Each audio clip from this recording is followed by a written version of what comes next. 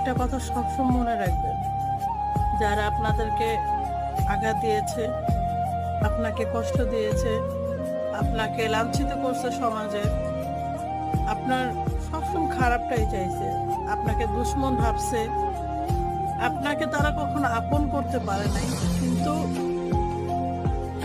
তাদেরকে আপনি সবসময় আপন ভেবে গেছেন। তাদের এত অত্যাচারের পরে মনে কিছু না রেখে তাদের সাথে কথা বলছেন, সেটা কিন্তু আপনার প্রাপ্তি। কারণ আল্লাহর দরবারে এটা কবুল হবে।